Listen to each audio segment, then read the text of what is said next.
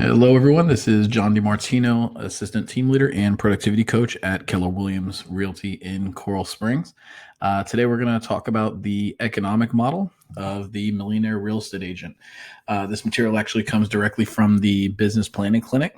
This is a course that's offered by KW University and offered at the Market Center every year in about October or November. The economic model, or determining the economic model, will actually help us to determine how many appointments, buyer appointments and seller listing appointments, that we need to go on each year in order to hit our annual goal. Now, understanding how many appointments we need is actually the second part of the business planning process, with the first part being the GPS or the 135, where we're actually going to determine what our goal is and how many, what the activities and the strategies and the initiatives that we'll need to do, that we're committing to do throughout the year in order to achieve that goal. So let's dive right in. This is the economic model from the Millionaire Real Estate Agent. So in order to understand the economic model, we're going to have to go over a couple different terms. The first is obviously our gross close income or the gross commission income. And this is obviously what our commission is. The commission is that we're going to get on our checks. This is going to be before our split, before our company dollar is paid, before our royalty is paid, and so forth. All right. The company dollar, and the royalty is actually going to be what's called our cost of sales. All right. And the cost of sales is also going to be the amount of money paid to a listing specialist. If your team is grown to the point where you need a listing specialist, that person's salary will actually come from here as a cost of sale. Also, the commission split paid to a buyer specialist that's on your team, as well as any referral fees, like I said, those royalties, and anything that you do pay the company. So that $23,000 company dollar and royalty cap is going to come from through the cost of sales. All right. The next term we need to understand is the operating expenses. Now, these operating expenses is going to be all the other costs associated with doing business, including your marketing, your rent, salaries, equipment, supplies, advertising, etc. So what we're going to do is take our gross commission income. We're going to deduct the cost of sales, our operating expenses, and that's going to get us our net income or our profit. This is the amount of profit, the profit over sales that your business earns after all the expenses are paid.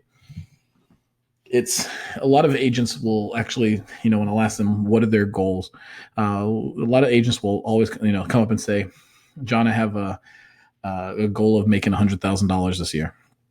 All right. But, clarity is power. So we need to understand, what is that $100,000? Is that $100,000 before their expenses? Is it after their expenses? Is it the profit? Is that after taxes, and so forth? All right. So it's good to understand all these terms. Definitely needs to know those, because really that's what's going to differentiate a gross closed income or gross commission income and the the profit that we actually get to take on vacation with us at the very end, our profit. It is also really important to note, personal expenses are not included in this exercise. Okay, so two of the things that we can control, in areas that we want to really focus on throughout the year, is the number of appointments, buyer appointments and seller appointments that we're going on, as well as our conversion rates. We want to know what our conversion rates are, how those conversion rates look.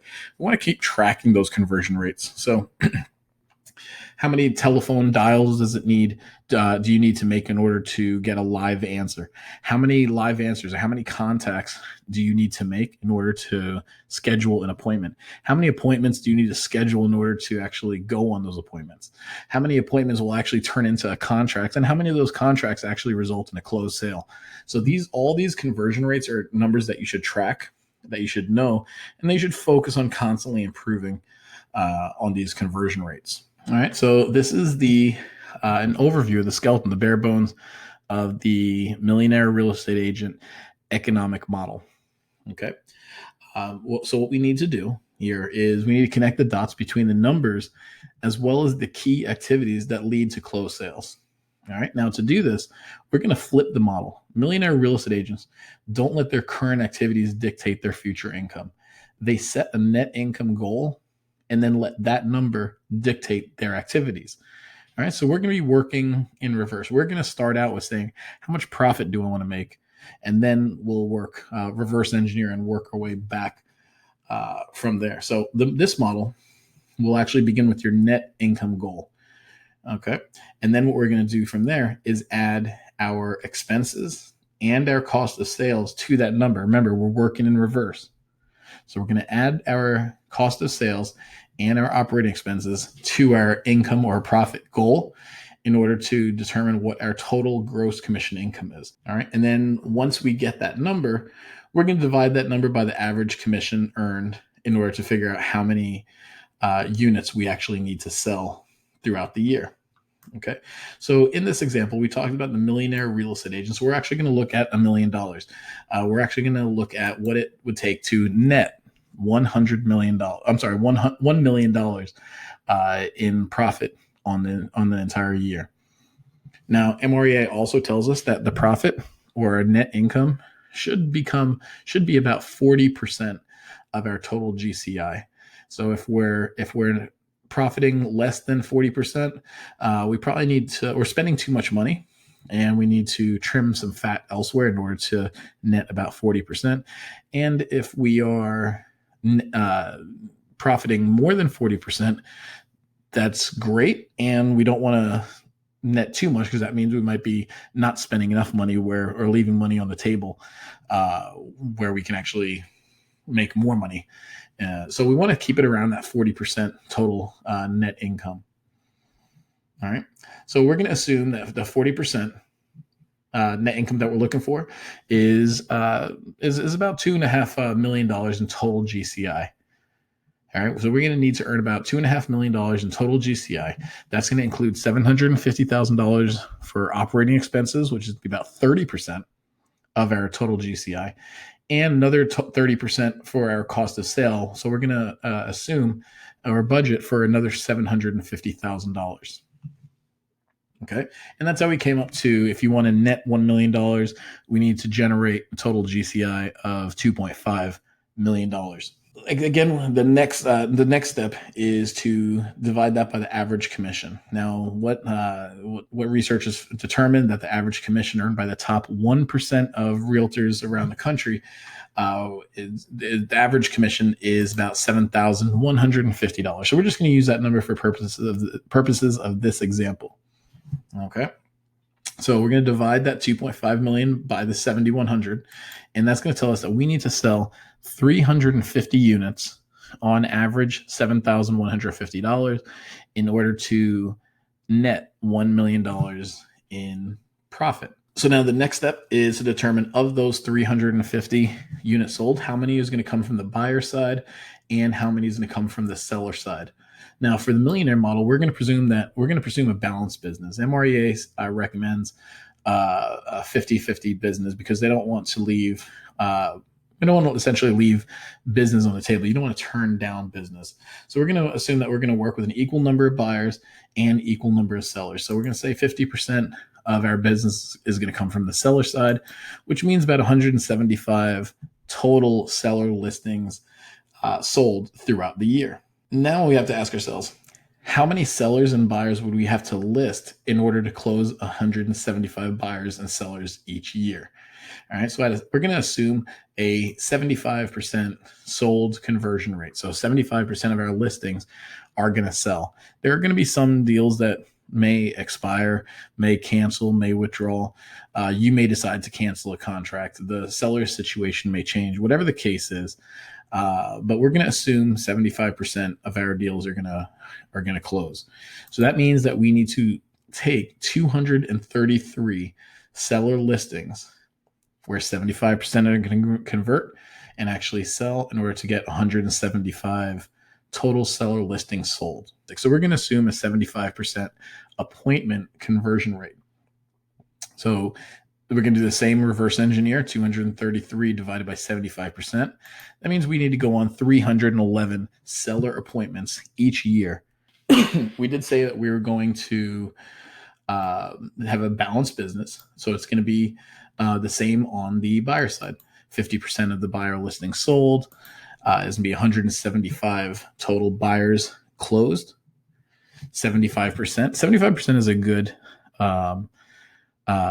benchmark to get to. Now, also, I do understand that as you're getting started, our conversion rates may be a little bit lower. Let's just strive to try to get to that 75% as quickly as possible. All right. We'll also try to, there may be times where you might even do a little bit better, and that's have a higher conversion rate, and that's great also. But we're going to try to at least get to 75% as quickly as possible. So again, we're going to need to take 233 buyers listings. And when I say a buyer listing, that's a buyer that has actually decided to hire you. You've asked them to sign a buyer broker agreement. They hired you, and you started looking at homes. We also know that 75% of those are going to actually convert. So that means we need to go on the same thing, 311 total buyer appointments needed throughout the year. Now, if we were to divide that by 12, what we're going to see is that's 26 listing appointments and 26 buyer consultations every month. We're going on 26 buyer appointments and 26 listing appointments each month. That's the path to $1 million in net income. And like I said, millionaire real estate agents come up with a profit first and then figure out what they need to do in order to get that. Other agents will just say, I want to go on a couple appointments a year, a couple appointments a month, and then whatever they get at the end is what they get. And we're going to be working much more intentionally, much more purposefully in order to get that $1 million net income. Okay. That means we need to go on 6.5 seller listing appointments and 6.5 buyer appointments every week in order to stay on track for our income goal. Now, we know it's impossible to go on a half appointment a week, so we're going to just round everything up. So that means 7 seller and 7 buyer appointments every week. Okay. Going on this, if you're just able to focus on going on 7 buyer and 7 seller appointments a week, that's how millionaire real estate agents earn $1 million in net income. So what we're going to do is we're going to do the same thing. We're going to do the same thing, assuming a $100,000 net income goal. All right. We're going to need to assume in order to do that, we'd have to assume about $150,000 in total GCI. Now, remember I said it was supposed to be 40%. Now, our numbers are going to be a little bit different here, only because you're a newer agent. You're not going to have listing agents and buyer agents and all these other people working for you. You're not going to have those kind of expenses yet. So what we're going to do right now is just focus on $23,000 in cost of sales. That's our company dollar and our royalty, and another $27,000 in operating expenses. Okay, so in order to net $100,000, we need to earn $150,000 in total gross commission income. We also know in our area, the average commission is about $9,000. And this is about a $300,000 home. Now, keep in mind, some of your listings or some of your deals may be $400,000 or $500,000, and some may only be $125,000. So we're only looking at what our average commission amount is.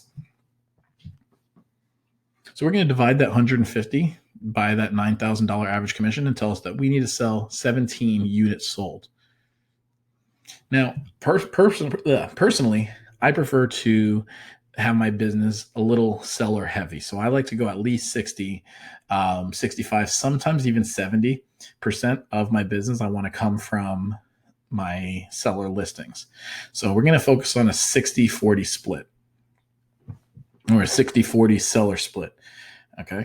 So if I take that 17 units, 60% of that, remember, we're always going to round up. That's going to mean that I need to sell 11 seller listings a year in order to net $100,000 in income after all my expenses are paid.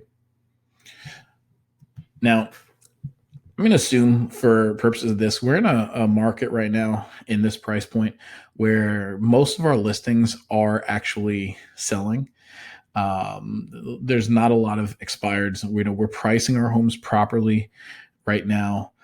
So our listings are selling. So for now, I'm going to assume 80% of the listings that we take are going to sell. That means we need to take 14 new listings every year.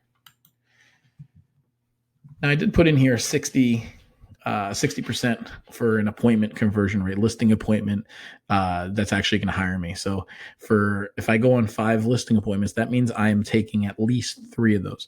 Now, that number is very conservative, and that number may be realistic for agents starting out, agents that don't have a lot of experience going on listing appointments, and that number is going to improve. So we're going to use, for purposes of this model, we're going to assume a conservative 60%. Remember, as I said before, we want to try to get to that 75% as quickly as possible. So 60% of our appointments that we go on will actually result in a sale. That means we need to convert into a listing appointment or a contract signed. That means we need to go on 24 seller listing appointments every year in order to net $100,000. So if 60% of our business comes from the sellers, that means 40% are coming from the buyer side. Same thing. We're going to divide that number by that 40%. That means 7 buyer listings are going to be sold. We're going to assume that 60% of our buyers are actually going to convert and actually close. Now, the reason why this number is so low for purposes of this illustration is there are going to be buyers that will decide to hire us, that when they sit down with the lender, when they sit down with their financial advisors, they may find out that they may not qualify for a mortgage right now. They may need to fix up some things in their credit. They may need to save up some more money for a down payment, whatever the case may be. That's out of our hands. So again, if we're doing a good enough job pre-qualifying them, this number should go up much higher. But we're going to assume, for purposes of this illustration, we're going to be at 60% of our buyer listing or buyer consultation appointments are going to result in an actual sale. So that means we're going to need to take 12 buyer listings over the course of the year, and we're going to do a really good job at pre-qualifying. So that means that as we meet with people, we're going to have a good enough idea of, is right now the time to purchase? Are they able to purchase just based off the information that they give us? All right. And that means we're picking and choosing the business that we're going to take. So we're going to actually say this is a pretty high conversion rate right now. Anyway, we're going to need to go on 15 buyer appointments each year in order to hit that number. Okay. Now, I believe in planning for our vacations first. Okay. And I also like to plan to take 2 months of vacation a year. I like to go on 8 weeks of vacations throughout the year. So instead of breaking this up by 12 months, I'm going to break it up by 10 months. And I'm going to do all my numbers based off of 10 months. That way, if I hit my numbers quickly, great. I get to take 2 months off. And if for some reason there's any kind of fluctuation in the market, if there's any kind of external factors, or let's face it, if I don't go on the amount of appointments that I need to go on, I have a little bit of a buffer in order to make up that goal. So we're going to assume 10 months instead of 12 months in the year. All right. So if I need to go on 24 seller listing appointments, and I'm doing it in 10 months. Remember, there's no such thing as 2.4 appointments. So I'm rounding it up. We need to go on 3 seller listing appointments a month, or let's keep going, 1 a week in order to hit our goal. If we go on 1 seller listing appointment a week, we're going to hit that $100,000 net income. And the same thing on the buyer side. Okay. So we would have to go on 15 appointments. We're going to say 2 a month, because you can't go on half an appointment. All right. And you see how that says a half appointment a week? You can't do that. So we're actually going to make that, we're going to make it go on 1 buyer and 1 seller appointment a week. Now, there is some flexibility built into here in case we don't hit that number, that we're able to, like I said, 1, build in a margin of error. All right. And 2, if we happen to go on 1 appointment a week, let's say we end up going on 52, we go on an appointment every single week, we go on 52 seller listing appointments. That's not the end of the world for you. Okay, if we end up going on more appointments than we need, that's not the end of the world. That means we could do one of two things: either earn more money or take more time off in the year. And that is completely up to you, how you want to do that. Okay, so in a nutshell, that is the economic model. It starts with the amount of money that we want to take home as profit, and we work backwards to determine how many appointments we actually need to go on. Now, you can also easily do this in Command from the home screen. There is an area that says goals, and you can just go down to your goals and put in those exact same conversion rates and those numbers, those goals that you have, in order to break those numbers down the same way. And that's going to be on your dashboard, on your Command dashboard, so you get to look at that all the time. Okay, so I strongly suggest, once you have your economic model completed and know how you actually got to those numbers, once you have the economic model completed, to go into Command, put those numbers in so that you have that. The next thing that you want to do is keep tracking your numbers. You want to look at your numbers every week, every month. You need to know your numbers. You need to know what your goal number is and what your actual number is. All right. And these two sets of numbers are numbers that millionaire real estate agents always know. They know their goal, they know their actual numbers, they know the gap, and they know what they have. They figure out what they have to do in order to close that gap. The goal numbers, this defines your annual goals for your business, your monthly goals, those weekly goals, and then your actual numbers, where you're at. These numbers, these actual numbers, if you monitor them on a weekly or at least a monthly basis, they're going to act as a compass. And then each time you assess your actual numbers, you get a pretty clear picture of how you're doing regarding your annual goal numbers and what you need to adjust and where you need to adjust. All right. So let's talk about how are we going to do that. Okay. Getting focus and getting that clarity is easy. The hard part is keeping that focus over the course of time. So ask yourself, how good are you at maintaining your focus? Okay. How good are you at maintaining your focus for an entire year? Are the goals that you set, the numbers that you set, the strategies that you set in January, are you still going to be as fully passionate about hitting those goals as in December towards the end of the year? All right. So how long are you going to maintain your focus? And so that prolonged focus on the same issue, it can feel routine after a while, and routine can eventually lead to boredom. And when your boredom sets in, your attention starts to drift. And when your attention drifts, the craving for novelty creeps in, and you start doing new things that start to appear more and more appealing. All right. Now, acknowledging the limits of this ability to focus is important because it allows you to choose carefully what you need to focus on and then find ways to help you maintain that focus at a high level over time. And one of the best ways to do that is to bring some accountability into your business life. And that accountability is to help you refocus. Okay. Your productivity coach is going to, one way to help you stay accountable to your goals. Another thing I highly recommend is getting an accountability partner within the productivity coaching program to help you along the way as well. All right. Now, accountability isn't a scary word. It's actually an empowering process for continuing that focus and refocus and refocus and refocus again. As long as your focus is concerned, accountability picks up when time blocking leaves off. And you get the best accountability through a relationship that follows a regular refocusing process. All right. And accountability shapes and reshapes your focus. It's a learning loop, and it's seeing what you should be focusing on clearly. And it's a feedback loop for refocusing anytime your attention starts to slide. Okay. So let's take a look at the accountability process. Like I said, it is better to do with someone else. It's easier when someone else is holding you accountable, and it's very hard to hold yourself accountable, especially when it comes to tough goals.